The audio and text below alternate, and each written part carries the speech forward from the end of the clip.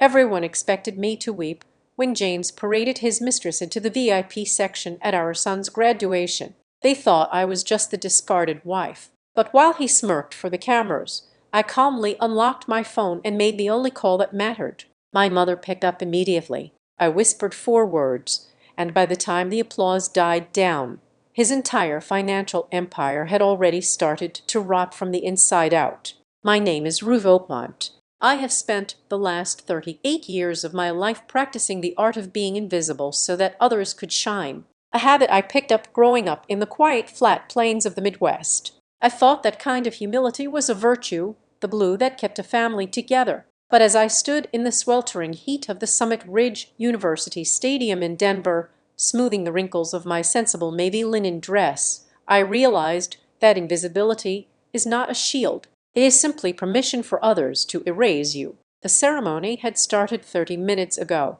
The sun was beating down on the thousands of parents waiting for their children to cross the stage, but the seat next to me remained empty. My husband, James Williams, the CEO of Marblegate Systems, was late. This was not unusual. James was a man who measured his importance by how long he could make others wait. I kept my eyes fixed on the sea of graduation caps, searching for Logan, my son. My only reason for staying in this marriage as long as I had, then the air in the VIP section shifted. It was a subtle change, a ripple of whispers that started 3 rows back and washed over me. I turned. James was walking up the aisle. He was wearing the charcoal Italian suit I had picked up from the dry cleaners yesterday morning, looking every bit the visionary tech mogul. But he was not alone. Walking beside him, her hand tucked possessively into the crook of his arm, was Porsche Lang. I knew who she was. Denver is a small city when you reach a certain tax bracket. Porsche was a public relations consultant who looked like she had walked straight out of a high-fashion editorial. She wore a cream-colored silk dress that caught the sunlight, looking effortlessly cool while the rest of us sweltered. She was younger than me, sharper, and she carried herself with the terrifying confidence of a woman who knows she has already won. James did not look at me. He did not offer an apologetic glance or a mouthed excuse. He stopped at the row where I was standing. The usher, a young student, looking flustered by James's commanding presence, pointed to the seats reserved for the Williams family. "Right this way, Mr. Williams," the usher said. James nodded. He guided Porsche past me. Her shoulder brushed against mine. A calculated friction, and the scent of expensive tuberose perfume filled my lungs. James sat down in the seat marked for the wife of the CEO. Porsche sat next to him.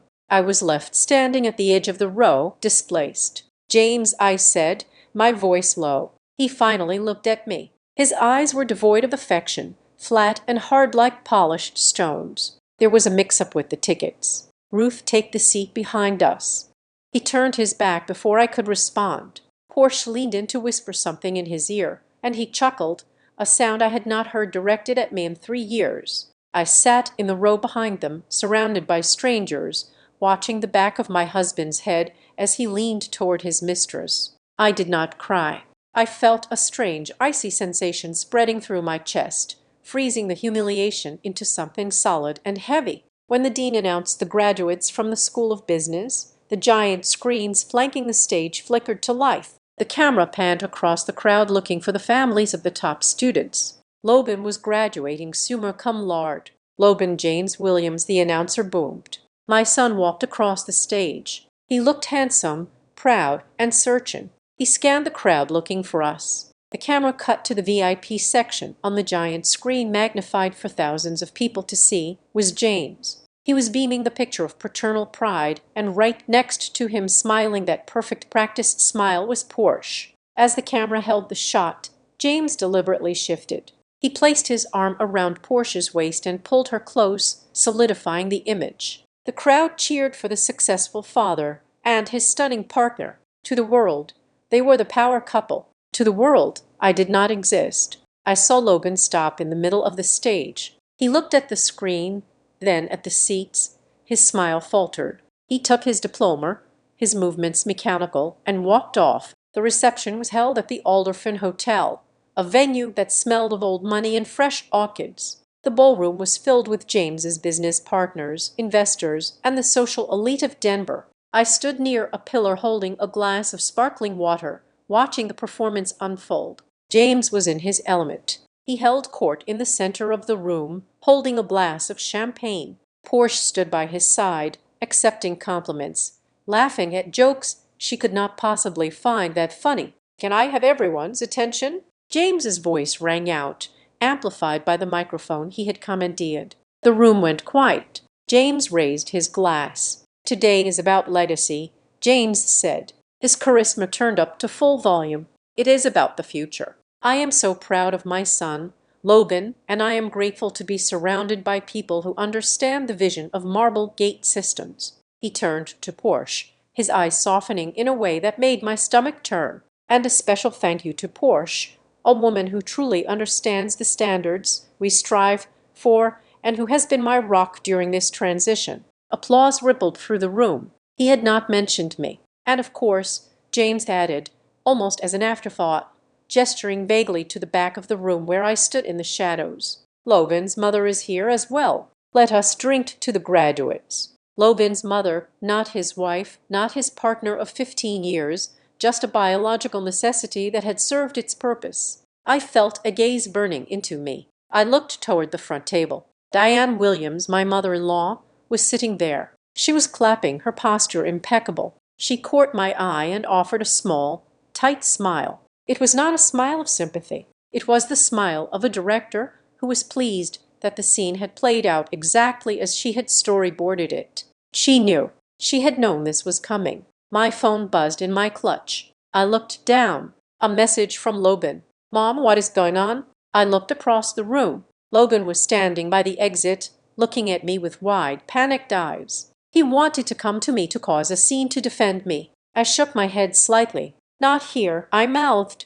"Not yet." I needed air. The oxygen in the ballroom was being consumed by James's ego. I turned and walked out of the ballroom, my heels clicking rhythmically on the marble floor of the hallway. Once I was alone in the long, empty corridor, the adrenaline hit me, my hands started to shake. It was a violent tremor, the physical manifestation of the rage I had suppressed for 3 hours. I leaned against the cold wall and closed my eyes for 1 second. Just one. Then I opened them. The tears that had threatened to fall evaporated. I reached into my bag and pulled out my phone. I scrolled past James's contact. I scrolled past the lawyers I had hesitated to call for months. I stopped at a name I rarely used, a name that commanded fear in boardrooms from New York to London. Catherine Oakwant. I pressed call. It rang once. "Where are you, Ruth?" Her voice was calm, devoid of pleasantries. My mother did not do small talk. She dealt in acquisitions and hostile takeovers. I took a breath. I looked back at the closed doors of the ballroom, where my husband was currently toasting his mistress with the money he thought he had earned. "Mother," I said, my voice steady and cold, slicing through the silence of the hallway. "Activate the clause." There was a pause on the other end lasting no more than 2 seconds. "Done," she said. She did not ask if I was crying. She did not ask if I was okay. Catherine Oakwant did not build a dynasty by nursing wounds. She built it by neutralizing threats. "Where are you, Ruth?" she asked, her voice shifting immediately to strategy. "I am in the hallway outside the grand ballroom of the Alderfen," I replied, my voice steady. "Where is James?" "Center stage holding court." "Who is in the room?" "Everyone," I said, watching a waiter pass by with a tray of champagne flutes. "The investors, the partners, the press, the board members, everyone who matters to the stock price." "Good," Catherine said. "Go back inside. Watch him." The line clicked dead. I slipped my phone back into my clutch. I took a deep breath, smoothing the invisible creases of my dress, and turned back toward the double doors. I walked into the ballroom, not as a victim, but as a witness. James was still standing near the podium, laughing at something a venture capitalist from San Francisco had just said. Portia was clinging to his arm, looking radiant and victorious. They looked like royalty, but as I took my place in the shadow of a decorative column, the phone in James' breast pocket began to vibrate. I saw him flinch. He ignored it. He raised his glass to take another sip of vintage sparkling wine. The phone vibrated again and again. It was a long, persistent buzzing that he could feel against his chest. James frowned, excusing himself with a charming smile. He pulled the device out, likely expecting a congratulatory text. I watched his face. The color drained from his skin instantly, leaving him looking as pale as the linen napkins on the tables. It was the first strike. At that exact moment, across town in the glass-walled offices of Oakmont Iron Holdings, my mother's legal team had formally transmitted a notification to the board of directors of Marblegate Systems. They had triggered the ethics and governance clause in the primary funding agreement. It was a nuclear option buried deep in the contract, one that James had signed years ago, without reading. Assuming his mother-in-law was merely a silent wallet, the clause was simple. If the CEO engaged in conduct that publicly damaged the integrity of the family trust backing the company, Oakmont Iron had the right to freeze all liquidity immediately. James looked up, his eyes scanning the room wildly until they locked onto mine. He looked down at his phone again. He was reading the notification that his operating capital had just vanished. Then the second strike landed. The phone of the chief financial officer who was standing near the buffet began to ring. Then the phone of the head of investor relations. Our partner bank had received a risk signal when a major backer like Oakmont Iron flags a governance issue. Algorithms at the bank trip automatically. They initiated a suspicious activity review. This meant that every transaction scheduled for tonight, including the massive vendor payouts James had authorized to cover the cost of this lavish party, was instantly halted. The murmist began. I saw the CFO whisper something urgent to James. James shook his head, looking like a man trying to hold back a landslide with his bare hands. He shoved his phone into his pocket and walked toward me, his stride long and aggressive. He grabbed my elbow, pulling me toward a secluded alcove near the kitchen service entrance. Porsche trailed behind him, looking confused, her perfect smile faltering as she sensed a sudden shift in atmospheric pressure. "What did you do?" James hissed. His voice was a low growl, unrecognizable from the charming tone he had used on stage minutes ago. "I just got a notification from your mother's holding company. They froze the credit line. Do you have any idea what this does to the quarterly report?" I looked at him. I looked at the hand gripping my arm. "It activates an immediate external audit," I said calmly. "I believe that is standard procedure." "You are insane," James spat, his eyes wide with panic. "We have the earnings call next week. If the liquidity is frozen, the stock tanks. You are destroying Logan's future." I pulled my arm free from his grasp. I stepped closer to him, invading his space, forcing him to look me in the eye. "You just did that in front of him," I said. James froze. Portia stepped forward, her voice trembling slightly. "James, what is happening? Why are people looking at us?" She looked between us, her eyes wide. She was realizing, perhaps for the first time, that she was not the queen of this chessboard. She was merely a piece that was about to be sacrificed. James opened his mouth to speak, but a sharp voice cut through the air. "Pull yourself together." Diane Williams, my mother-in-law, marched into the alcove. She looked furious. She glared at me with pure venom. "Have you no dignity, Ruth?" Diane snapped. "Standing here creating a scene while my son tries to celebrate his success. You simply do not have the class for this life. You never did." I did not answer her. I did not have to. The phone in Diane's expensive clutch began to ring. It was a shrill, demanding sound. Diane frowned, pulling it out. She looked at the screen. It was the chairman of the board. "Hello," Diane answered, her voice switching instantly to a sugary, polite tone. "Charles, surely this can wait until tomorrow." She stopped. She listened. Her face went slack. "An emergency meeting," she repeated, her voice rising an octave. "Tonight on what grounds?" She listened for another 5 seconds, and then she looked at me. The look of superiority was gone, replaced by genuine fear. The chairman was calling for a vote of no confidence pending an investigation into financial irregularities flagged by the lead investor. "I have to go," I said. I walked past them, past James, who was frantically typing on his phone, past Porsche, who was hugging herself as if she were suddenly cold, past Diane, who was still stammering into her phone. I walked out the front entrance of the hotel. A black SUV was waiting at the curb, the engine idling softly, The rear door opened before I even reached it. Owen Mattox was inside. Owen had been my assistant years ago, before James insisted I stop working to focus on the family. When I left the workforce, Catherine hired him. He had been waiting for this night for as long as I had. Mrs. Williams, Owen said as I slid into the leather seat. Then he corrected himself. MS. Oh, mind drive, I said to the driver. The car glided away from the curb, leaving the chaos of the alder fern behind. We headed toward the city center, toward the penthouse that occupied the top 2 floors of the Oakmont Tower. Inside the car, the silence was heavy but comforting. Owen opened a leather briefcase on his lap.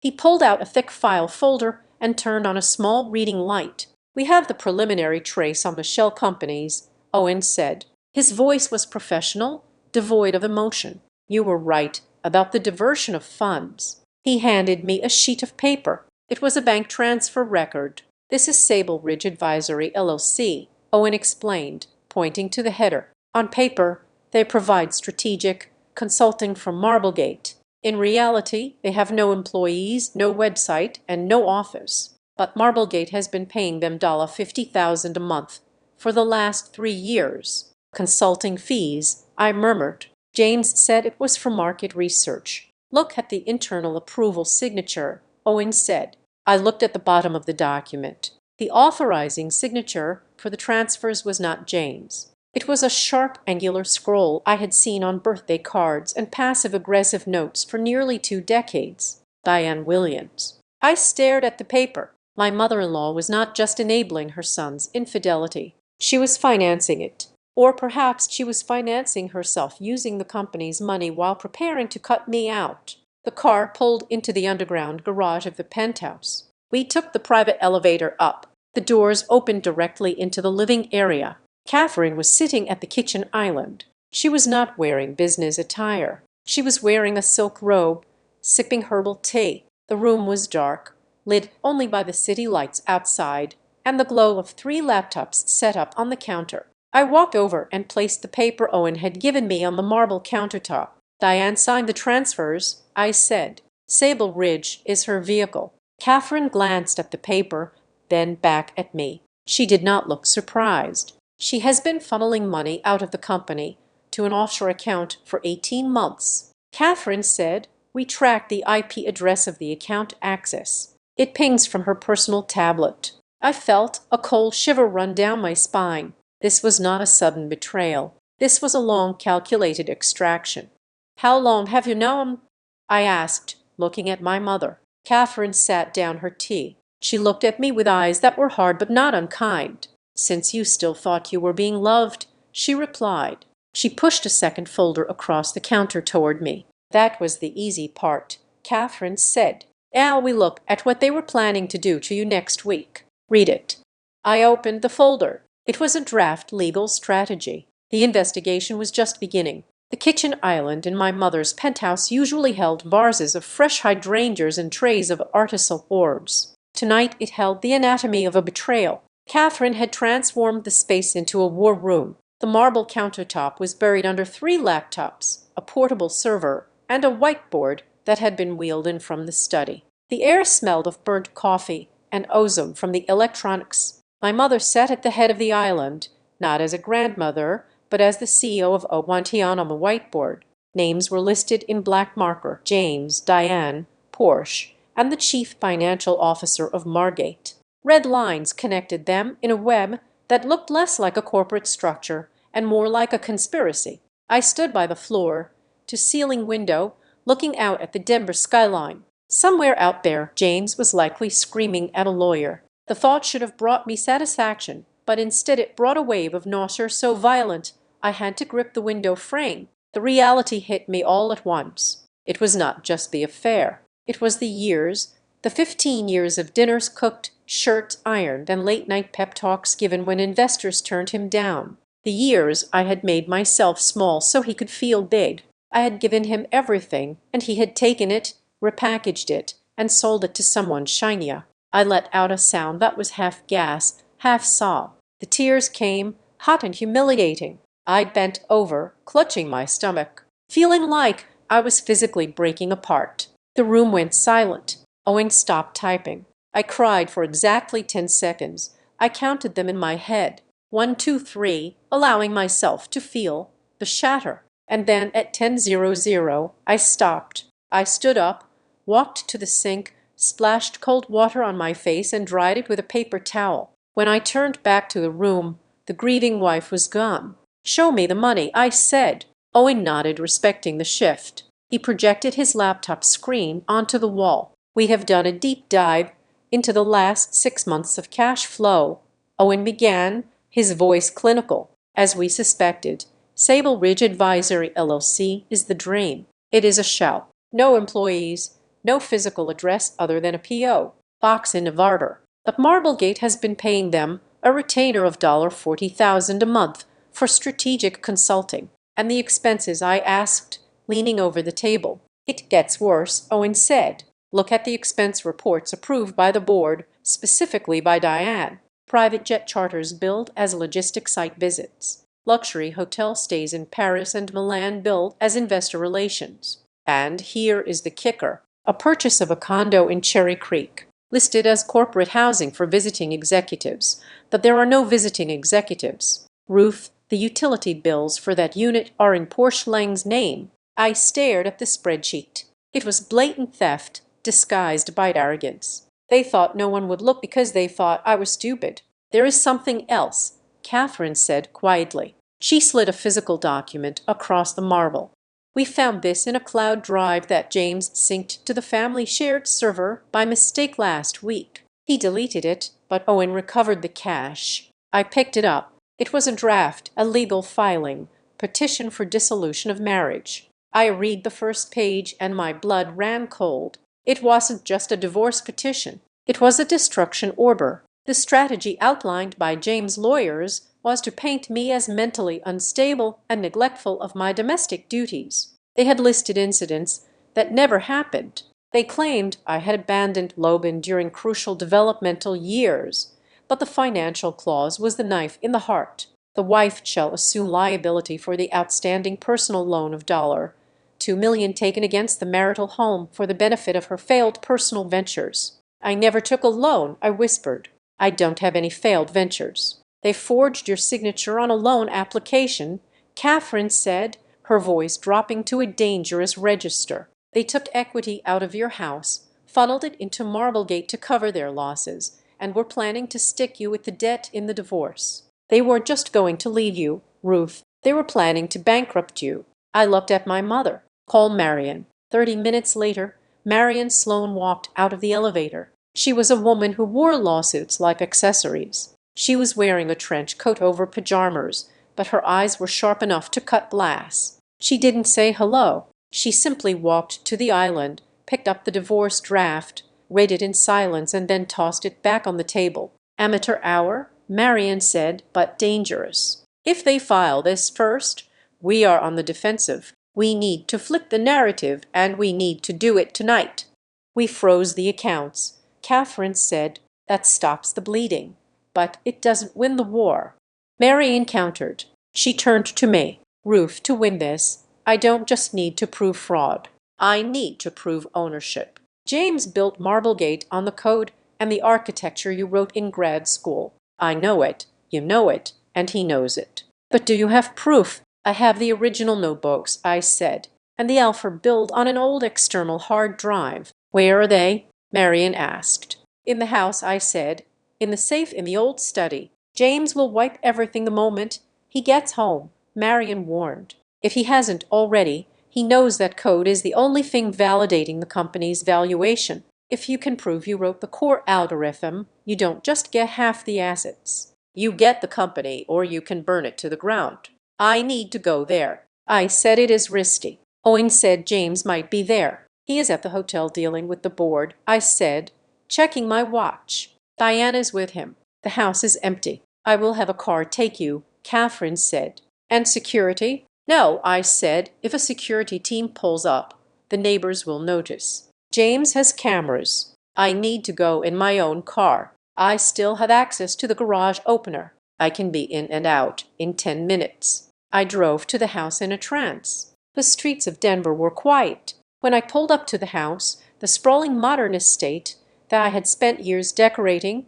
maintaining, and turning into a home, it looked like a stranger's property. I parked down the street and walked to the side gate. I punched in the code. It still worked. I slipped into the garage and entered the mudroom. The house was dark and silent, but the air felt heavy, as if the walls were holding their breath. I didn't turn on the lights. I used the flashlight on my phone, keeping the beam low. I went straight to the study. This had been my room once before James moved his things in and called it the CEO's office. I went to the bookshelf behind the mahogany desk. I pulled down a framed photo of the three of us, James, Logan, and me, taken 5 years ago in Aspen. We looked so happy. It was a lie. I slid the back of the frame open. Taped inside was a small silver key. James was arrogant, but he was also a creature of habit. He never changed his hiding spots because he never believed anyone would look. I took the key. This wasn't for the wall safe. He would have changed the combination to that. This was for the safety deposit box at the bank, the one we opened the week we got married. He had likely forgotten it existed or assumed I had lost my key, but inside that box, I knew, was the physical backup of my life's work. I grabbed the stack of old notebooks from the bottom shelf, the ones with the frayed covers where I had sketched out the initial logic for the Marblegate payment system. I shoved them into my tote bag. I found the old external hard drive in the back of the drawer, exactly where I had left it 3 years ago, when I retired to be a full-time mother. My heart was hammering against my ribs. I had what I needed. I turned to leave. As I passed the kitchen, I saw a light blinking on the smart home hub. Remote access active. Someone was watching the camera feeds. I froze. If James was watching, he knew I was here. He knew I was taking the evidence. I moved faster, abandoning stealth. I ran to the garage, threw the bag into the passenger seat of my car, and hit the button to open the garage door. As the door rolled up, revealing the dark street, I saw it. Parked 3 houses down, under the cover of a large oak tree, was a black SUV. The headlights were off. The engine was off. But as my car backed out of the driveway, the brake lights of the SUV flickered once. They weren't just watching the cameras, they were watching the house. I shifted into drive and floored the accelerator, my tires screeching slightly on the asphalt. I didn't look back, but in my rear view mirror, I saw the headlights of the black SUV flare to life. They were following me. I gripped the steering wheel, my knuckles white. I had the evidence that could destroy James, but now I had to get it to Marion before they ran me off the road. The safety deposit box room at the viewing room at Ironclad Private Vaults, a 24-hour secure facility for Denver's elite, was silent save for the hum of the climate control system and the sharp click of the key turning in the lock. I had managed to lose the black SUV somewhere near the highway interchange, but the adrenaline was still coursing through my veins, making my hands tremble slightly as I pulled the long metal drawer out of the wall. Marian Sloane stood directly behind me, her phone raised to record a video of the entire process. "Do not touch anything with your bare hands yet, Ruth," Marian instructed, her voice cutting through the sterile air. She handed me a pair of latex gloves. "We are establishing a chain of custody. If James claims we planted evidence or tampered with the contents, this video will be our shield." Owen stood by the door, watching the corridor. The security guard outside had been well paid to look the other way, regarding the late hour, a perk of being Catherine Oakland's daughter. I slid the metal box onto the viewing table and flipped the lid open. The smell of old paper drifted up, smelling like ambition and naivety. Inside lay the physical remnants of the life I had built before I became just a wife. I reached in and pulled out a thick spiral-bound notebook. "This is it," I said, my voice barely a whisper. "The original architecture for the Marblegate payment processing core." I opened it to a random page. It was covered in my handwriting, dense blocks of code, flowcharts drawn in blue ink, and marginalia correcting errors in the logic. "James cannot code," I said, looking at Marion. "He understands the business side, the jargon, the sales pitch, but the math, the actual algorithms that secure the transactions." That was me, all me. Marion moved closer, zooming in on the page with her camera. "Date. December of 2008. I pointed to the top corner, 3 years before Marblegate was incorporated. Next, I lifted out a silver USB drive, the plastic casing yellowed with age. This contains the alpha demo. If we run the metadata on the files, it will show the author is Ruth Oakmont, created on a laptop that James threw away years ago. As the smoking gun for intellectual property theft, Owen said, stepping forward. He built a billion-dollar company on stolen code. It is leverage, Marion corrected. But we need more than leverage. We need a kill switch. I reached back into the box. There was a manila envelope at the bottom that I did not recognize. It was thick, sealed with a red wax stamp that James used to think made him look aristocratic. My heart hammered against my ribs. I had not put this here. I broke the seal and slid the documents out. It was a loan agreement, a massive commercial line of credit taken out 4 years ago from a private equity firm I had never heard of. I scanned the terms. It was high-risk, high-interest debt, used to cover a massive shortfall in Marblegate's European expansion, a failure James had never mentioned to me or the shareholders. But it was the last page that made the room spin. Personal guarantee. It stated that in the event of a default by Marblegate Systems, the guarantor accepted full personal liability for the debt, using their personal assets as collateral. The sum was $25 million, and on the signature line in blue ink was my name, Ruth Oakmont Williams. I stared at the signature. It looked like mine.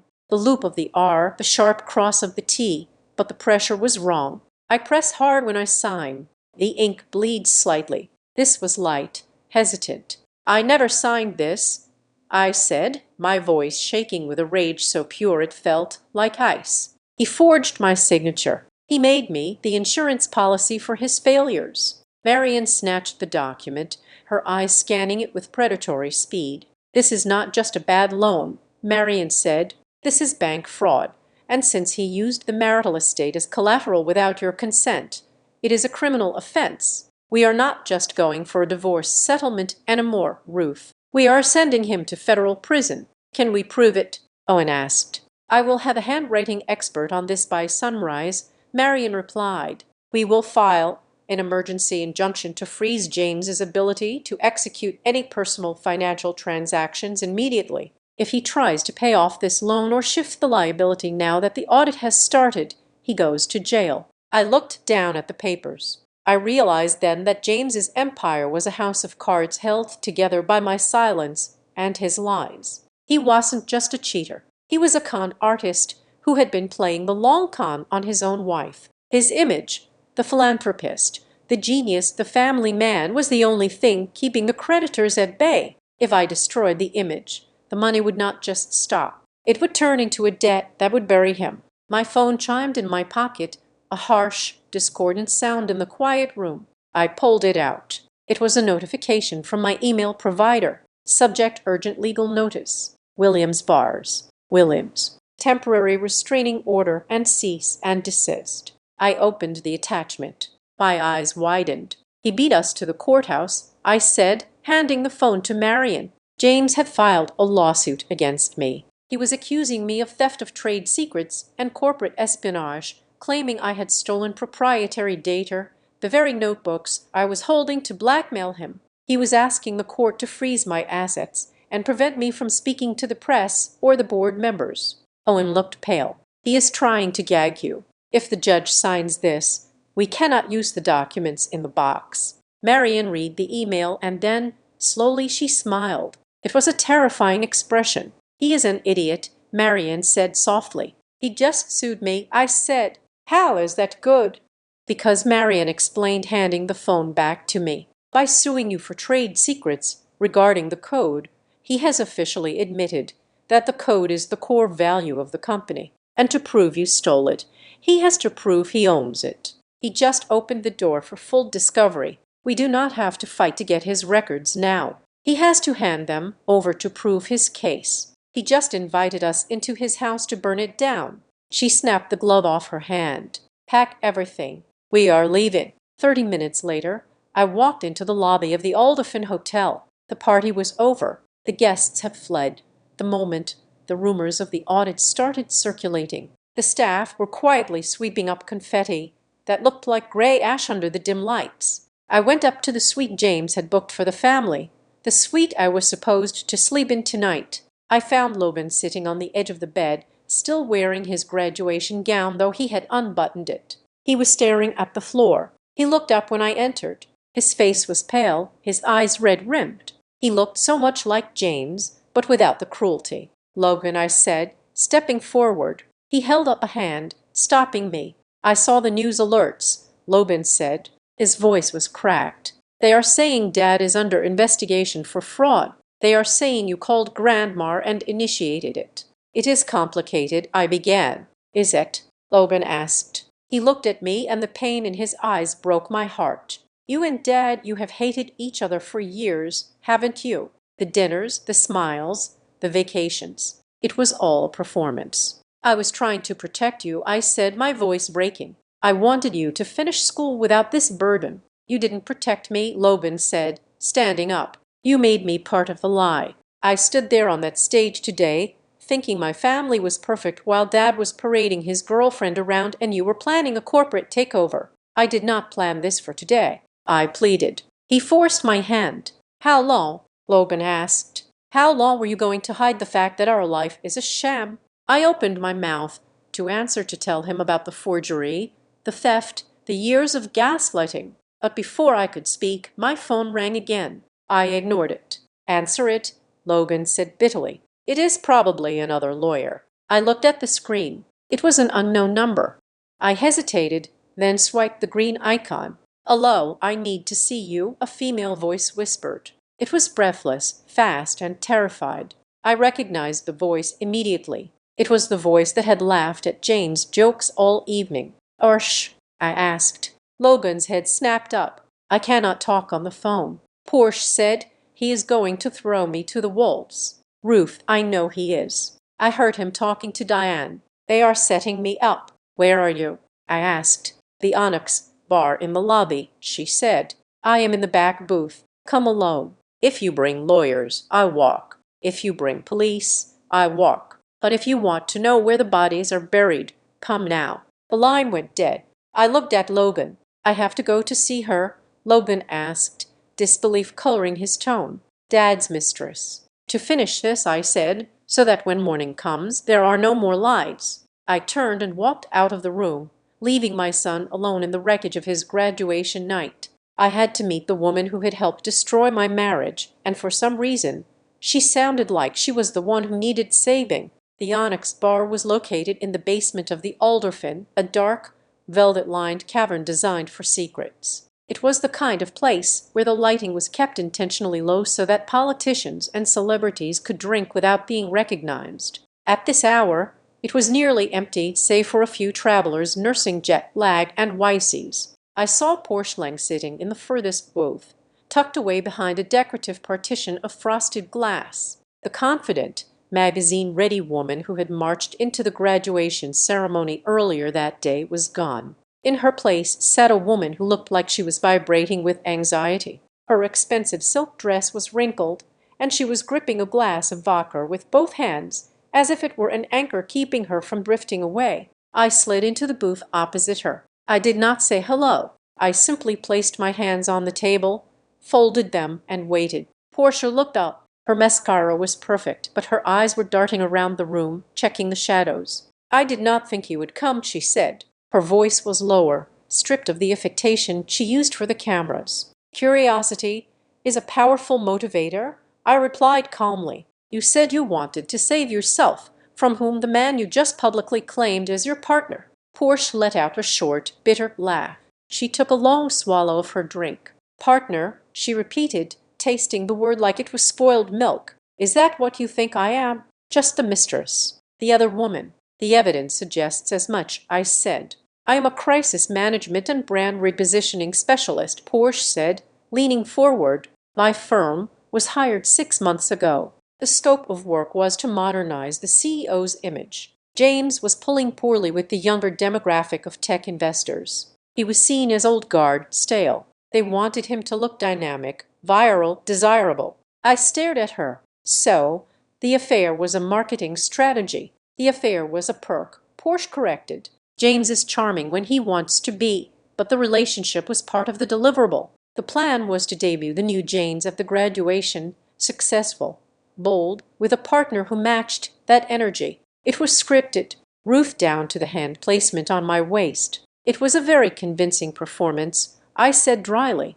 "Here is the part you do not know," Porsche whispered. She looked over my shoulder to ensure the bartender was not listening. "James promised me we would go public. He would file for divorce and we would be married by Christmas. He sold me a fairy tale, but he is not the one paying my invoices." I felt a flicker of recognition. Sable Ridge. Porsche nodded. "My retainer is $20,000 a month. It comes from Sable Ridge Advisory. And do you know who signs the checks for Sable Ridge? It is not James Diane." I said your mother-in-law. Porsche confirmed. "She hired me. She approved the strategy to humiliate you. She told me specifically that today had to be the breaking point. She wanted you to cause a scene. She wanted you to look unstable so that when the divorce papers were filed, James would get full custody and the assets." It was sickening, but it made perfect sense. Diane had never liked me. I was too independent, too quiet, too observant. She wanted a doll she could dress up, and when that failed, she hired a professional to play the part. "Why tell me this now?" I asked. "Did the check bounce?" "No," Porsche said.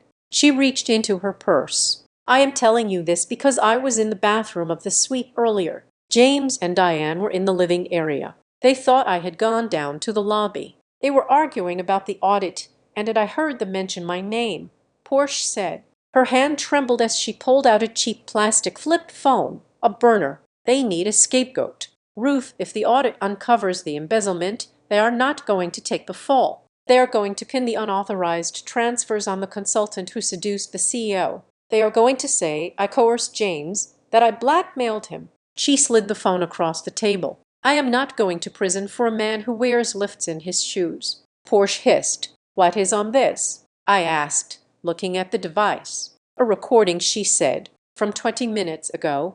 I recorded them through the door." I picked up the phone. I pressed play. The audio was slightly muffled, but the voices were unmistakable. "We cannot let the auditors see the Q4 server," James's voice said, sounding frantic. "The debt structure is all over it. If they see that I move the liability to Ruth's personal guarantee, they will know I forged the date." "Calm down," Diane's voice cut in sharp and commanding. "We wipe the Q4 server tonight. We claim a system malfunction due to the external traffic surge. By the time they restore the backup, we will have moved the funds to the Cayman accounts. And if anyone asks about the missing cash flow, we point to Porsche. We say she was funneling it out." "She knows too much," James said.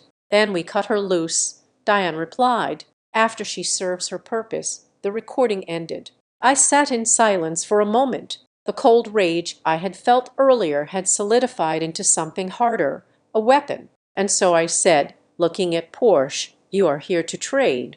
I want immunity." Porsche said, "I will give you the invoices, the emails from Diane, the strategy deck, everything. I will testify that they orchestrated the fraud, but you have to promise me that your lawyers will keep me out of the indictment." I pulled out my own phone. I typed a quick message to Marion. "I have a witness, the mistress. She has a recording of them conspiring to destroy evidence and frame her. She wants a deal." Marion's reply came 10 seconds later. "Get her to sign an affidavit tonight. If she gives us the server white plan, we own them." "My lawyer agrees," I said to Portia, "but you will have to go on record tonight."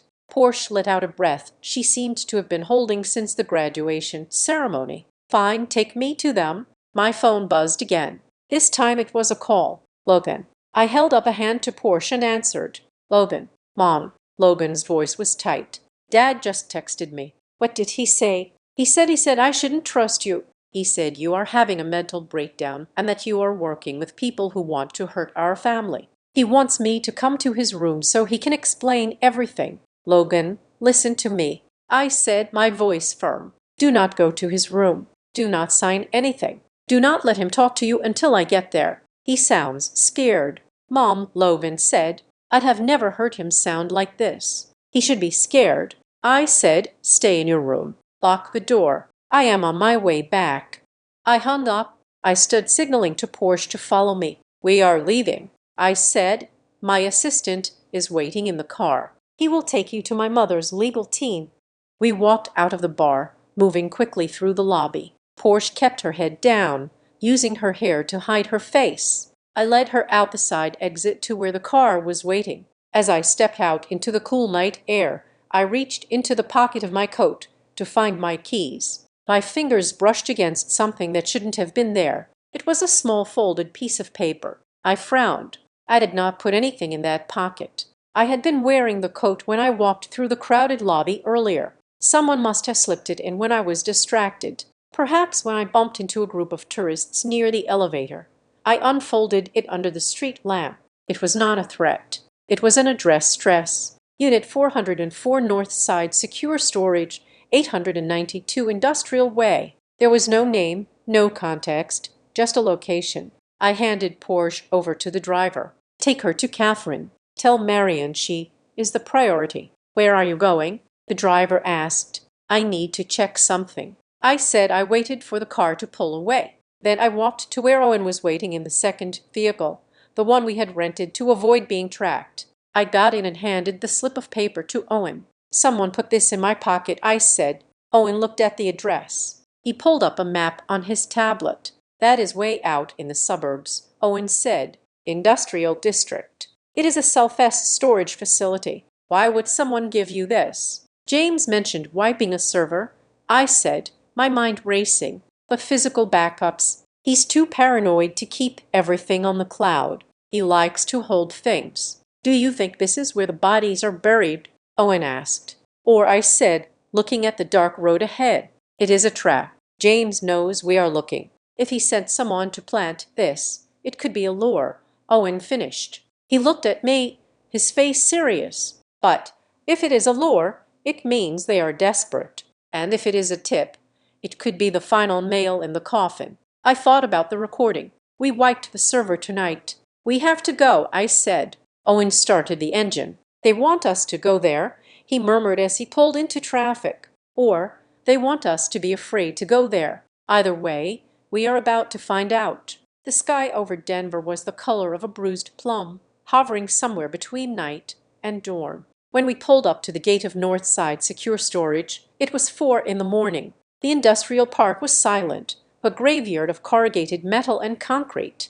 I was in the back seat of a nondescript sedan. Marion Sloane sat next to me, clutching a thermos of black coffee and a heavy briefcase. Owen was in the front passenger seat monitoring the security feed on his tablet while Miller, the head of my mother's private security detail, drove. We did not look like a family dealing with a domestic crisis. We looked like a tactical team executing a raid. "The code from the note works," Owen said, his voice low. "Gate opening now." We drove through the maze of storage units until we found number 404. It was an older unit, the paint peeling on the rolling metal door. Miller got out first, scanning the perimeter with a flashlight. He signaled that it was clear. "Remember," Marion said as we stepped out into the biting cold air, "do not touch anything until I photograph it. If this is what I think it is, we are looking at federal evidence." The lock on the door was a heavy-duty padlock, but it had not been clicked shut. It was hanging slightly open, as if someone had left in a hurry or wanted us to get in easily. I pulled the door up. It rattled violently, the sound echoing like a gunshot in the quiet morning.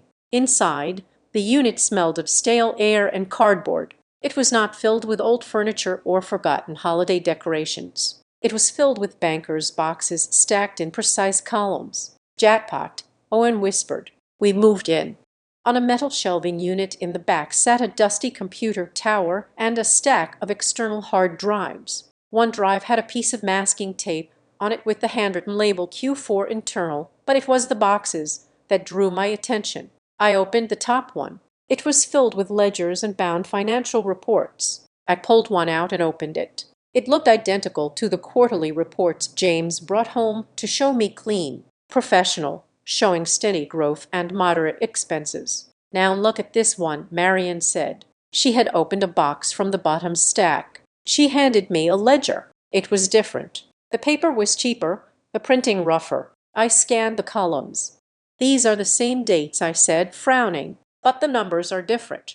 Two sets of books, Marion said, a grim satisfaction in her voice. The oldest trick in the corporate playbook. The top box is what they show the shareholders and the IRS. This box, this is the reality. I ran my finger down the expense column. In the official version, a line item was listed as RD infrastructure $200,000. In the real version, that same line item was labeled consulting retainer SR advisory, and next to it in the notes column were initials D. Diane Williams. I said she was not just taking a cut. She was taking 20% of the operating capital. Here, Owen said, pointing to another entry, refunds to non-existent clients. $75,000 wired to a holding company in the Caymans. This is money laundering, plain and simple. Bag it. Marion ordered Miller. All of it. We need a forensic accountant to reconcile these two sets of books, but just having them in the same room is enough to indict them for securities fraud.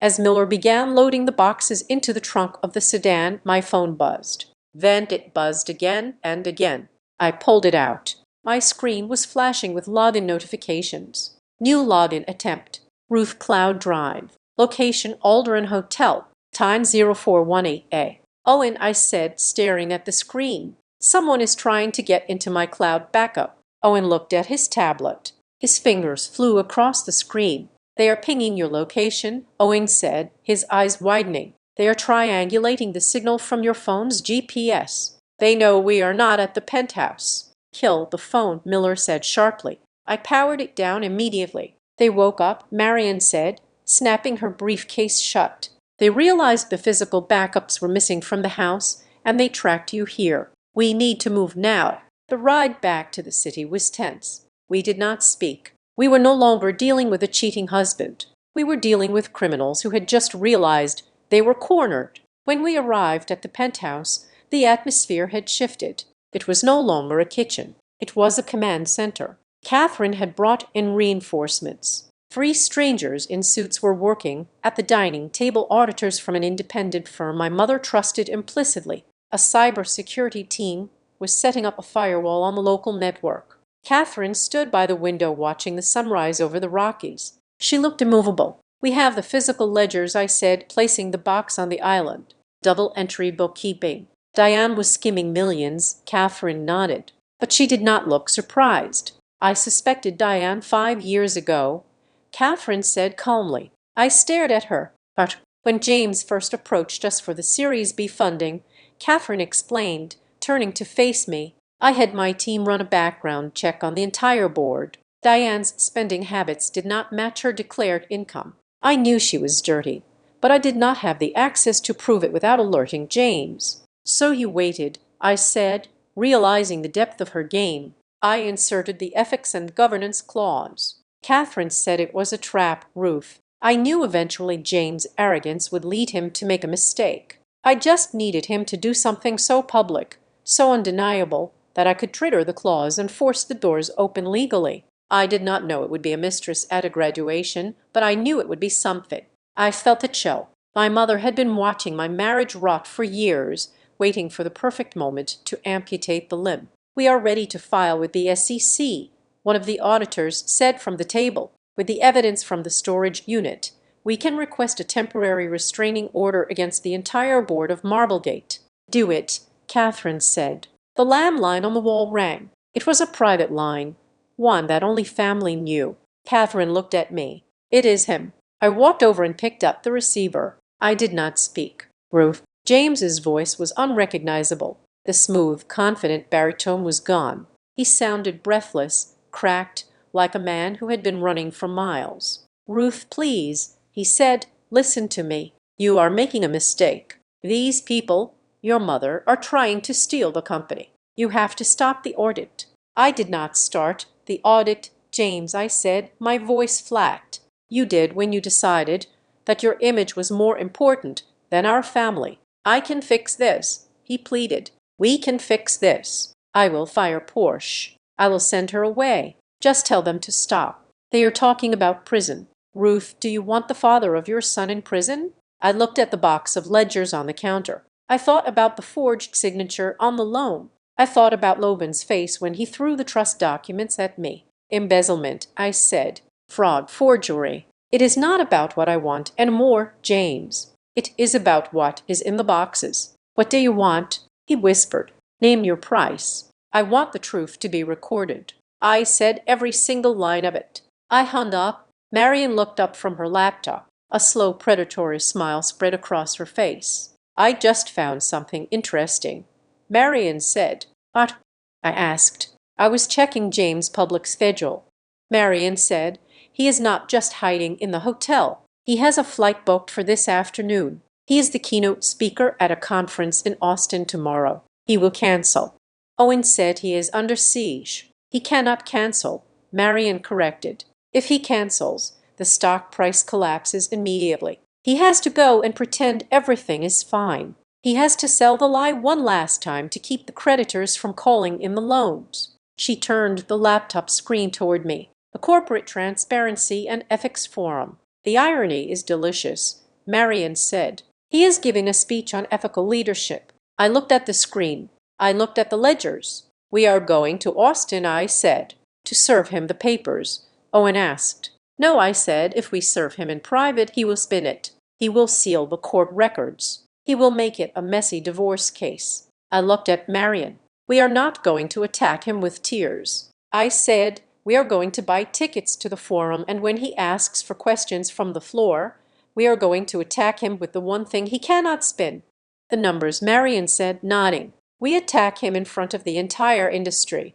The air conditioning in the Austin Convention Center was set to a temperature that felt less like a room and more like a meat locker. I stood at the back of the main auditorium, watching the stage through the gap between two heavy velvet curtains. I had left the navy linen dress in Denver. Today, I was wearing a tailored white pants suit that Marion had overnighted from New York. It was sharp, architectural, and impossible to ignore. I had pulled my hair back into a severe bun. I was no longer Ruth, the wife, the shadow, the plus one. I was Ruth Oakmont, the woman whose code was currently processing the transactions of half the people in this room on stage. James was pacing. He looked good from a distance, but the giant 4K screens flanking the stage betrayed him. They showed the sweat beating on his upper lip and the slight tremor in his hands as he gripped the clicker. Innovation is not just about code, James said, his voice amplified by the massive sound system.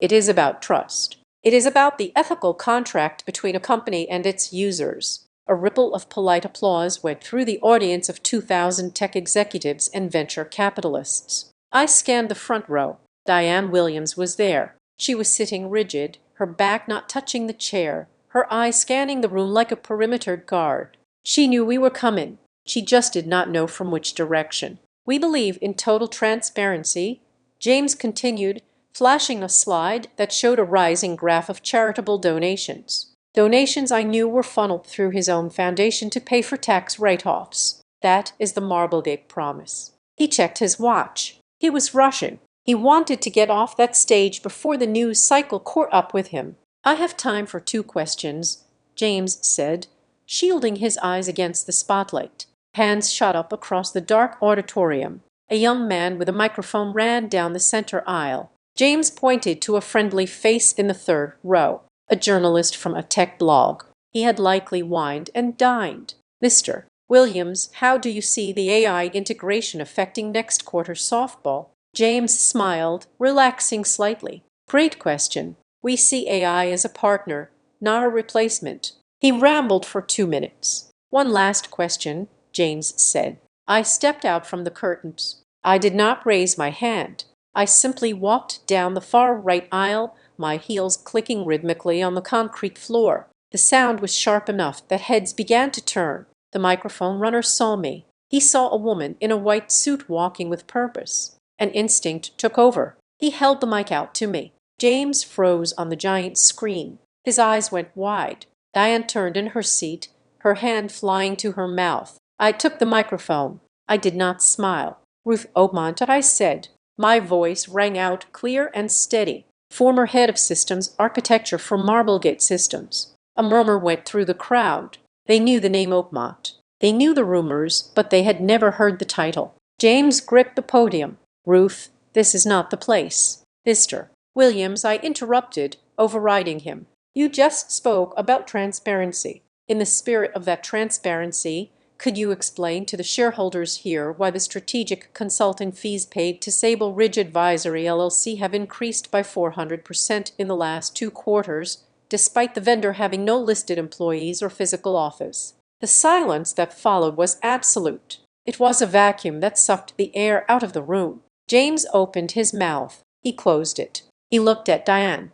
Jane stammered. "That is a matter of internal accounting. We are auditing our vendors constantly to ensure quality." "Is that why the payments are routed through a shell company with an IP address linked to a personal residence in Cherry Creek?" I asked. "Or is that the ethical contract you mentioned?" The crowd did not gasp. They did something worse. They started typing. 2,000 phones lit up simultaneously as investors, journalists, and competitors began searching for Sable Ridge Advisory. "Thank you, everyone," James shouted, his voice cracking. "That is all the time we have." He practically ran off the stage. The house lights came up. The spell was broken, replaced by the chaotic buzz of a scandal breaking in real time. I turned to leave, but the exit was blocked by a wall of reporters. "Mrs. Williams, is it true you are filing for divorce? Did you catch him with a mistress? Is this about the woman in the graduation photo?" They wanted the soap opera. I stopped and looked directly into the lens of a Bloomberg camera. "This is not about a marriage," I said, pitching my voice to be heard over the din. "This is about corporate governance. It is about a falsified ledger and $20 million of misappropriated investor funds. If you want the story, do not look at his bedroom. Look at his bank statements." I pushed through the doors and walked out into the bright Texas afternoon. My phone vibrated. It was a notification from the market. Oakmont Iron Holdings issued statement. Demands immediate forensic audit of Marblegate systems. Suspends all future tranches of Series C funding. I checked the stock ticker. Marblegate was a private company, but its internal valuation on the secondary market was tracked closely. It had dropped 12% in the last 10 minutes. The rats were jumping off the ship. I climbed into the waiting car, where Owen and Marion were watching a tablet. "You killed him," Owen said. "Twitter is trending with Sable Ridge. People are posting photos of the empty lot in Nevada where the company is supposedly based." "We hurt his pride," Marion said, typing furiously on her laptop. "But we have not stopped his money yet, and that is the problem." My phone rang. It was an unfamiliar number with a New York area code. I answered. "This is Ruth." "Ruth, it is Arthur Penhaligon." I stiffened. Arthur was one of the few independent members of the Marblegate board, an old-school banker who had always treated me with kindness. "Arthur," I said, "I am risking a lawsuit by calling you." Arthur said, his voice low, "But I cannot watch this happen. You need to know what is happening in the boardroom right now. Diane has called an emergency vote via secure line." "To fire James?" I asked. "No," Arthur said, "to liquidate. She is claiming the company is under a hostile takeover attack from your mother. She is forcing a vote to sell off the patent portfolio to a holding company in Zurich. They are trying to strip the assets before the SEC freezes them." "When does the vote happen?" "In 1 hour," Arthur said. "And Ruth James is not coming back to the hotel. He is not going to the post-conference dinner." "Where is he?" "He has a flight plan filed." Arthur said Teterboro to Zurich departing at 11 tonight. The line went dead. I looked at Marion. "They are running, and they are taking the patents with them. If they move the IP to Switzerland, we will be litigating for 10 years, Marion said, slamming her laptop shut. "We need an injunction immediately. We have the evidence of the shell company," Owen said. "It is circumstantial until the forensic accountant finishes." Marion argued to get a judge to sign an emergency asset freeze act. She checked her watch. 6:00 in the evening, blocking an international flight and a board vote. I need a smoking gun. I need something that proves James is coerced or that the money is already gone. My phone chimed with a text message. It was from Porsche. "They are at the airfield lounge. James is freaking out. He is trying to get Loban to meet him there." I felt the blood drain from my face. He is trying to take Logan, I whispered. But, Owen asked. James knows he cannot leave the country with the money alone, I said, realizing the depths of his cowardice. If he flees, he looks like a criminal, but if he leaves with his son, he is a protective father escaping a toxic media circus. He needs Logan as a shield and as a bargaining chip, Marian added grimly. If he has Logan in Zurich, you will never push the button on the prison sentence. We need that injunction, I said. Now I have the draft ready, Marian said. But the judge needs a link, a direct link between the illegal transfer and the flight risk. I thought about the recording Porsche had given me. It wasn't enough. I thought about the ledgers. Too complex for a 5-minute review by a night court judge. Then I remembered something.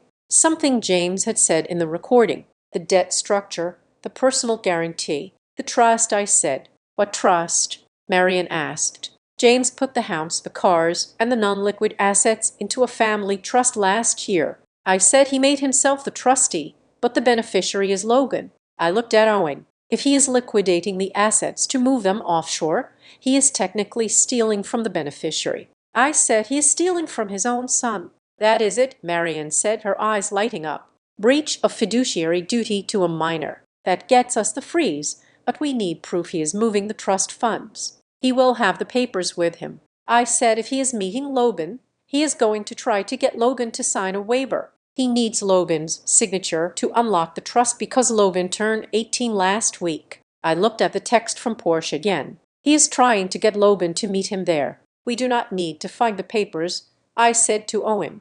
We need to find my son because James is going to hand us the evidence himself. Where is Logan? Owen asked. Did James drag him to Austin, too? Yes, I said, realizing the cruelty of it. James made him fly out on the corporate jet this morning. He wanted the perfect family picture for the conference dinner. He is at the hotel, I said. I grabbed my purse. We are not going to the airport yet, I said. We are going to the hotel. We are going to let James try to play his final card, and we are going to be there to catch it. The drive to the hotel felt like a blur of passing street lights and my own suffocating heartbeat. I called Logan's cell phone for the 3rd time. This time he answered. Mom. His voice was small, reverting to the tone of a child who had woken up from a nightmare. I am in the lobby. Logan, I said, striding past a concierge desk without making eye contact. Where are you? We are in the private lounge on the mezzanine. He whispered. I could hear the clinking of silverware in the background. Dad is here. He has papers. He says I have to sign them before we leave. Do not sign anything, I said, my voice hard. I am coming up. I hung up and signaled to Owen. He nodded, keeping a respectful distance but ready to intervene. I took the stairs 2 at a time, ignoring the burning in my legs. When I reached the mezzanine, the scene I found was so perfectly staged it made my stomach turn. James was sitting in a high-backed leather wing chair, looking for all the world like the benevolent patriarch. He had a glass of scotch in one hand and a silver pen in the other. Logan sat opposite him on a velvet sofa, his posture hunched, his hands gripping his knees so tightly his knuckles were white. Between them on the low mahogany table sat a thick stack of legal documents. James was not shouting. He was not throwing things. He was leaning forward, his face arranged in a mask of concern and patience. It is for your safety, Logan, James was saying as I approached. His voice was smooth, reasonable, the voice of a man who believed his own lies. The market is volatile right now because of what your mother has done. If we do not move the trust assets into this protected holding entity tonight, the government could freeze your tuition fund. Do you want to lose your degree? He is lying, Logan, I said. James did not flinch. He slowly set his glass down and turned to look at me. His eyes were cold, dead things. Ruth, James said, sighing as if I were an unruly toddler interrupting the adults. I am trying to clean up your mess. I am trying to ensure our son has a future, while you play at being a corporate raider. I walked over to the table and looked at Logan. He looked up at me, his eyes red-rimmed and confused. Read the header, Logan, I said. What is the name of the entity he wants you to transfer the trust to? Logan looked down at the paper. Helios Global Holdings. That is an offshore shell company in Zurich, I said, looking directly at James. Once you sign that asset transfer, the money leaves U.S. jurisdiction. It does not go to a protected entity. It goes into your father's pocket, and then he gets on a plane. James stood up. He buttoned his jacket. He did not look at me. He kept his focus entirely on Logan, using his height and presence to intimidate him. "Son," James said, his voice dropping to a confidential whisper, "your mother is unwell. The stress of the separation has caused her to become paranoid. She is lashing out. You saw her at the graduation. Is that the behavior of a stable woman?" He held out the pen. "Sign the paper. Logan, come with me to the airport. We will go to Switzerland for a few weeks until this blows over. Just you and me, like old times." It was a soft threat. Sign and you are safe. Refuse and you are on the sinking ship with her. Logan looked at the pen. Then he looked at James. For a moment, the terrified boy vanished, replaced by the man he had become while I wasn't looking. Logan stood up. He did not take the pen. "I am not going to Switzerland, Dad," Logan said. "Logan," James warned, his tone hardening slightly. "And I am not signing anything that hurts Mom," Logan said. The mask slipped. It happened in an instant. The benevolent father vanished, and the cornered animal appeared. James's face twisted into a sneer of pure contempt. "You are a fool," James spat. "You think loyalty pays the bills? Your mother is destroying everything I built, everything that puts clothes on your back. You should know who actually pays your tuition. Boy, it is not her. It is me. It is my name on the checks." I did not scream. I did not slap him. I simply reached into my pocket and pulled out my phone. "You want to talk about who pays for what?" I asked. I tapped the screen. I had queued up the audio file from the burner phone Porsche had given me. I turned the volume to the maximum. James's recorded voice filled the quiet lounge. Tiny but unmistakable. "We cannot let the auditors see the Q4 server. If they see that I moved the liability to Ruth's personal guarantee, they will know I forged the date we pushed the debt to her. Let her go bankrupt while we clear the accounts." The silence that followed was heavy, suffocating. James stared at the phone. His face went gray. He looked at Logan, and for the first time I saw fear in his eyes. Not fear of the law, but fear of being seen. Logan looked at his father. He looked as if he had been punched in the gut. The realization washed over him. He wasn't a son to James. He was collateral. He was a signature. He was a shield. Logan reached down to the table. He picked up the heavy stack of trust documents. James took a step forward, his hand twitching as if to grab them. "Logan, listen to me." Logan threw the papers. They hit me in the chest, and I caught them instinctively. "You keep them, Mom," Logan said, his voice shaking with a rage so deep it sounded calm. He looked at his father with eyes that were now entirely strangers. "I am done. I am done with the money. I am done with you." James stood there frozen. He had lost the room. He had lost the leverage. His phone began to ring in his pocket. It was a relentless, shrill sound. He ignored it. It rang again. Diana, she was likely screaming that the car was waiting, that the window was closing. James looked at me. A slow, chilling smile spread across his face. It was the smile of a man who has decided that if he cannot rule the kingdom, he will burn it down. "You think you have won because you turned him against me," James whispered. He took a step back, straightening his tie. "You have no idea what is coming. Ruth, you have the papers fine, but you cannot stop the transfer I authorized an hour ago." He leaned in close to me. "So tonight, you watch and see who wins." He turned on his heel and walked out of the lounge, moving with the rapid, jerky strides of a fugitive. I watched him go. Then I looked down at the documents in my hands. My hands were trembling. Owen stepped out from the shadows. He had his phone out. "Did you get it?" I asked. "I got the audio of him threatening Logan," Owen said, "but we need more." I flipped open the trust document Logan had thrown at me. I turned to the back, past the signature lines to the appendix. There it was. "Schedule a transfer coordinates." It listed a series of account numbers in Zurich, the Caymans, and Singapore, but at the bottom there was a timestamp pending authorization. He needed Logan's signature to execute the final move, and he didn't get it. I snapped a picture of the page and hit send.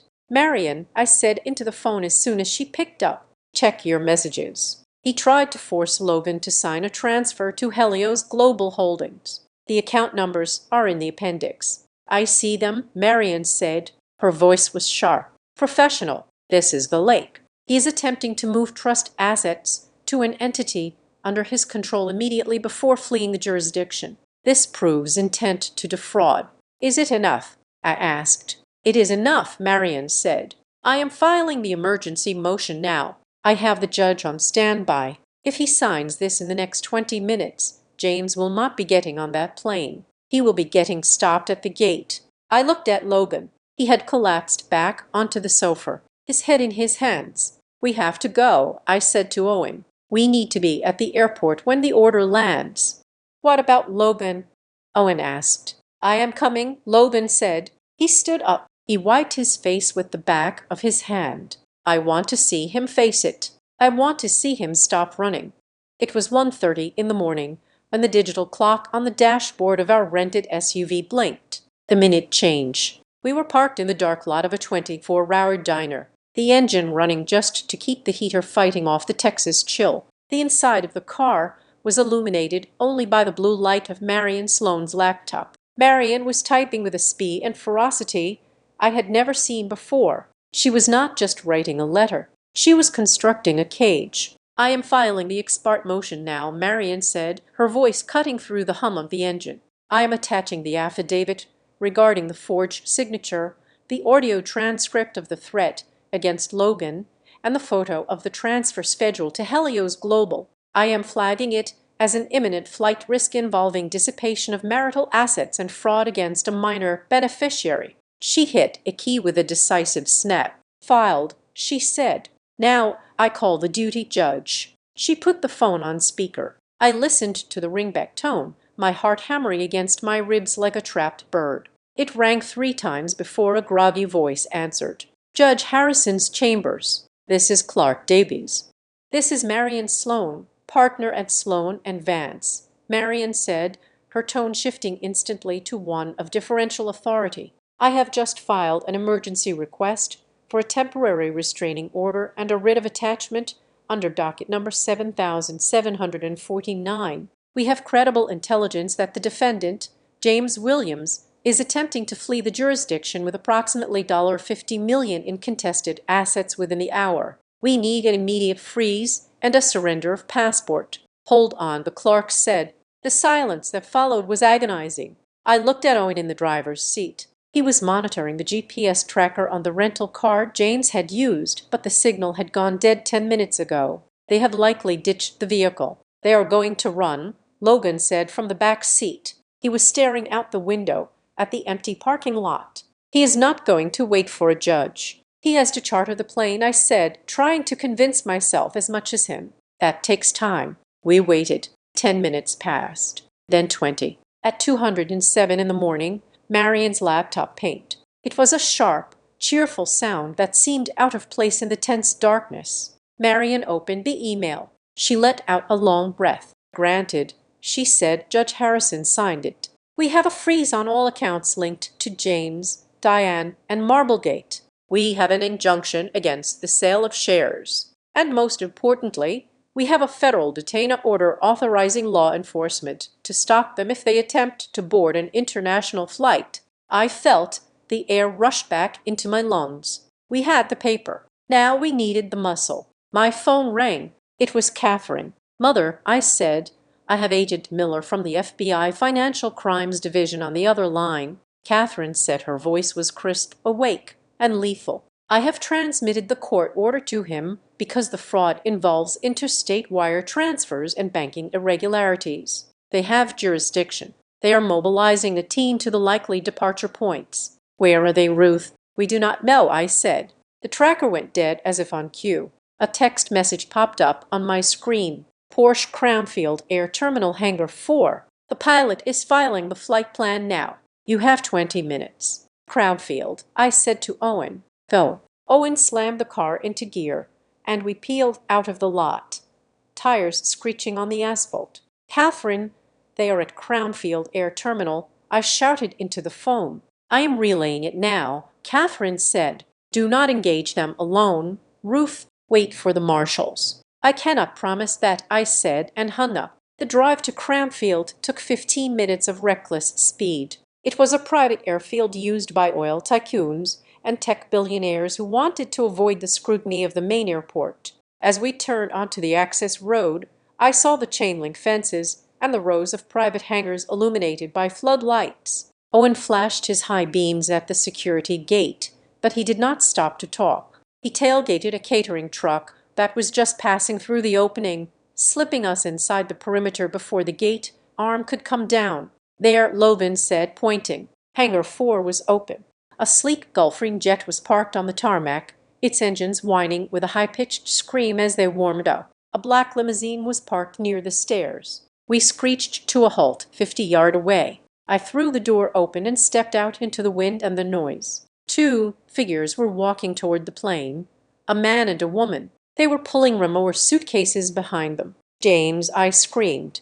The wind tore the name from my throat, but he heard me. James stopped. He turned. Diane stopped beside him. She looked immaculate, even at 2:30 in the morning, fleeing the country. My mother-in-law was wearing a Chanel suit and holding her head high. She looked at us with an expression of mild annoyance, as if we were paparazzi interrupting a garler. James looked different. He looked wild. His tie was loosened. His hair went deeply blown. Stay in the car, Logan, I said.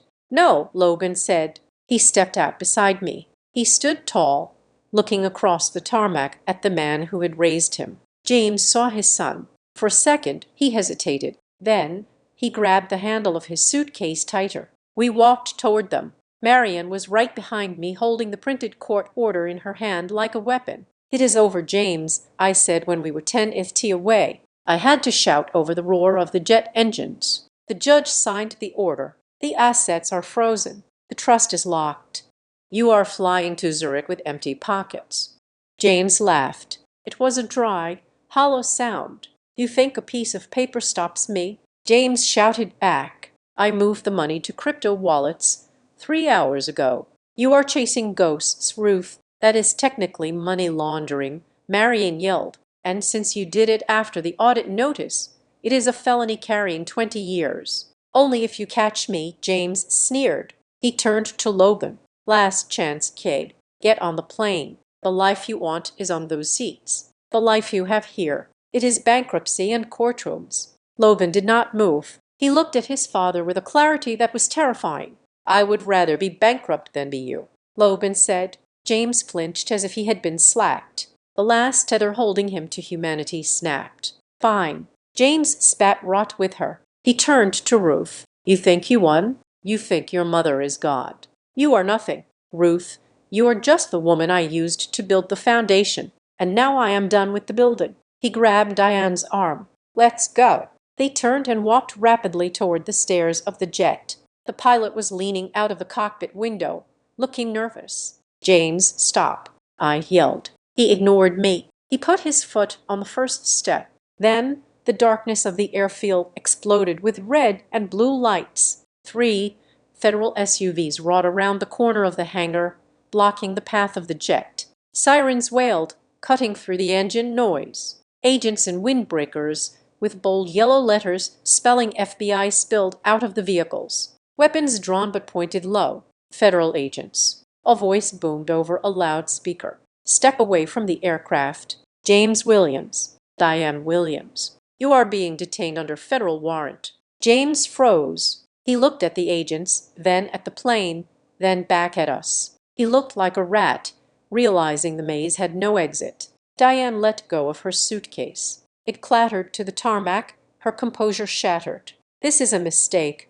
Diane shrieked, her voice shrill and desperate. She pointed a manicured finger at the lead agent. Do you know who I am? I am Diane Williams. I am a philanthropist. You cannot arrest me on a tarmac like a common criminal. Hands where we can see them, ma'am. The agent barked, advancing steadily. James did not scream. He simply slumped. The arrogance drained out of him, leaving a hollow shell. He raised his hand slowly. I watched as the agents moved in.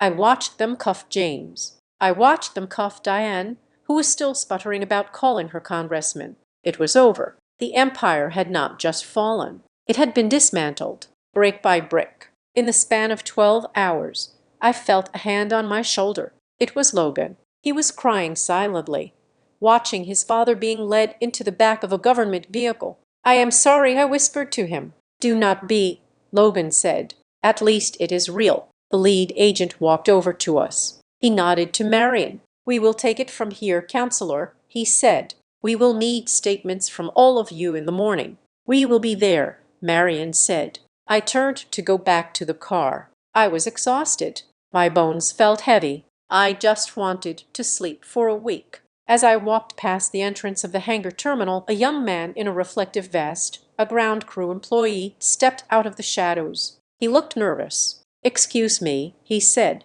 "Are you Ruvopant?" I stopped. "Yes." "Someone asked me to give this to you," he said. "They said it was urgent. They said they saw you coming in." He handed me a plain white envelope. I frowned. "Who gave this to you?" "I don't know," the man said, looking around. "A woman. She was wearing a hoodie, but she had a pass. She left through the side gate right before the fence showed up." I took the envelope. I tore it open. Inside was a single sheet of hotel no-pet paper. The handwriting was hurried, scrawled in black ink. "Ruth, do not celebrate yet. You took down the king and the queen, but you forgot who gave you the map.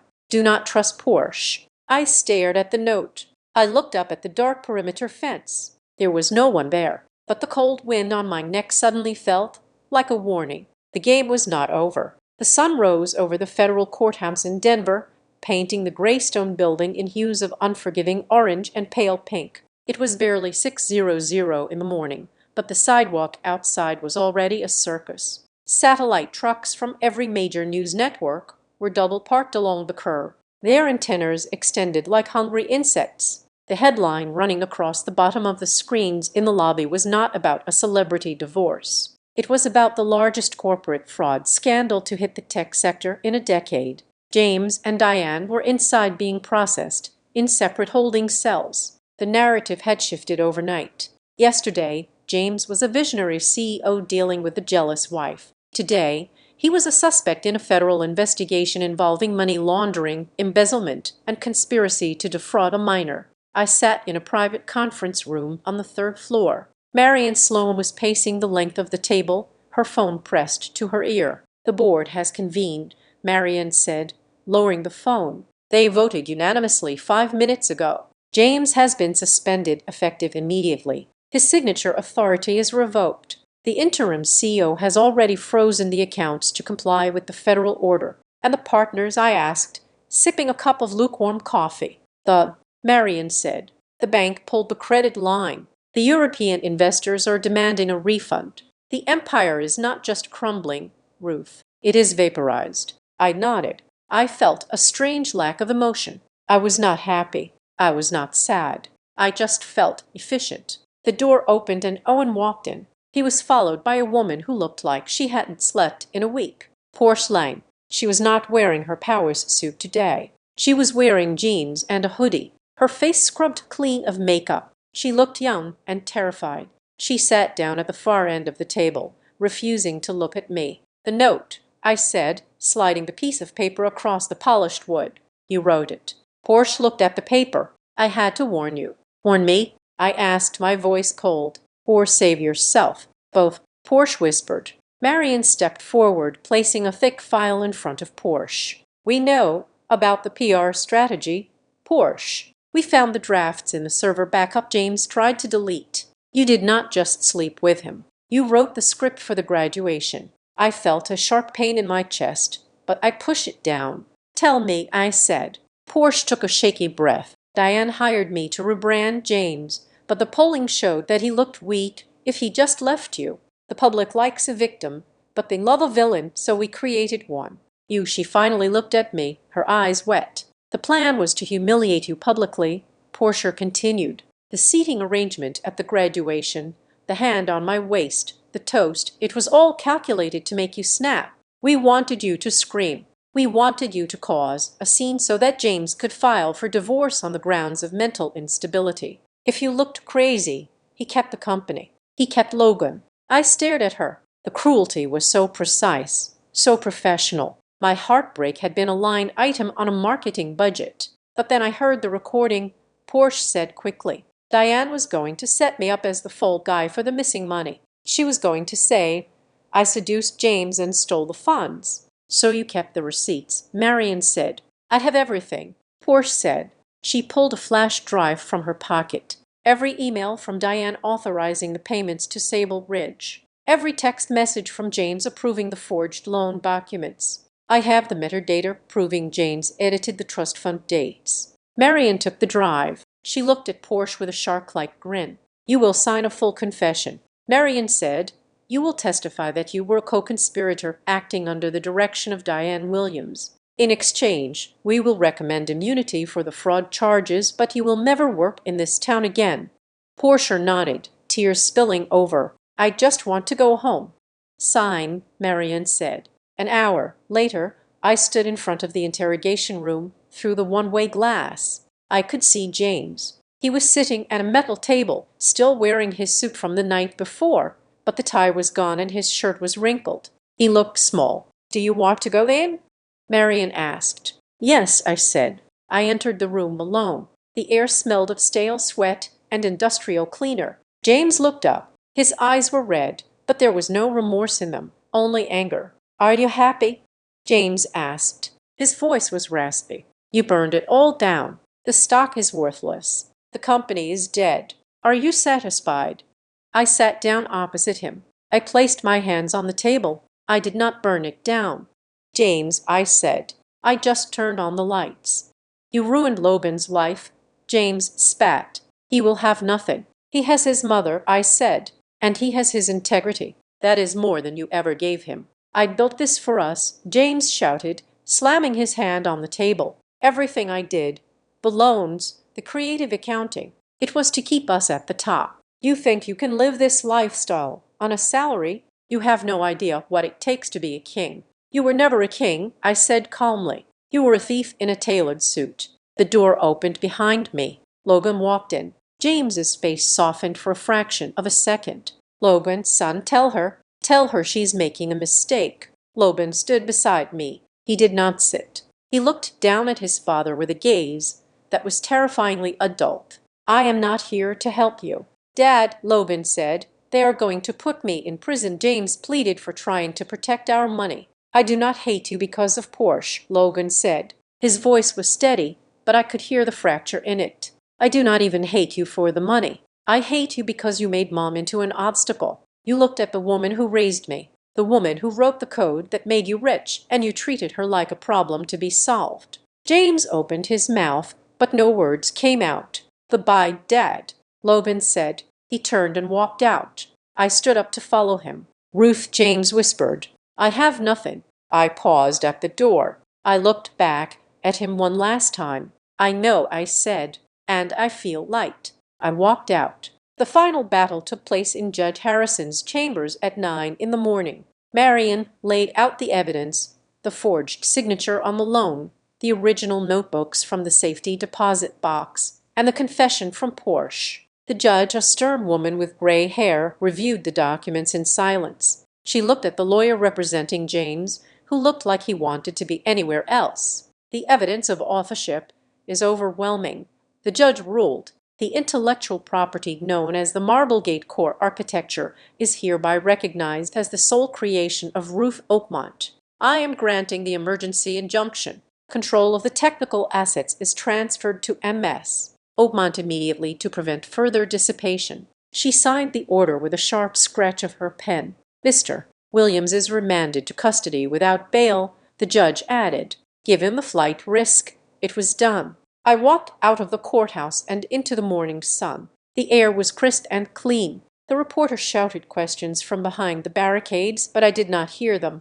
I walked to where the car was waiting. Catherine was standing by the open door. She looked at me, her face unreadable. They are destroyed, Catherine said. Diane is facing 20 years. James will likely get 15. The company is yours to liquidate or keep. She paused. Do you want to pursue the civil suits? Catherine asked. We can take everything, the vacation homes, the art, the watches. We can leave them with absolutely nothing but the clothes on their backs. How far do you want to go? I looked at the courthouse. I thought about the years I had spent making myself smaller. I thought about the graduation. And then I looked at Logan, who was sitting in the car waiting for me. He offered a small tentative smile. Enough, I said. Enough, Catherine asked. I have the truth, I said. I have my son, and I have my name back. I got into the car and closed the door. I do not need to destroy them anymore, I said, looking at the road ahead. I just want to build something that deserves to exist, and I do not need them for that.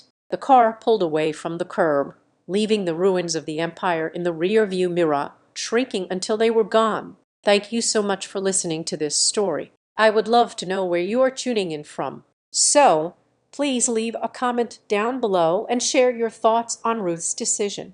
If you enjoyed this story, please subscribe to the channel Azad Revenge Stories. Hit that like button and smash the like button to help this video reach more people. Thanks to everyone.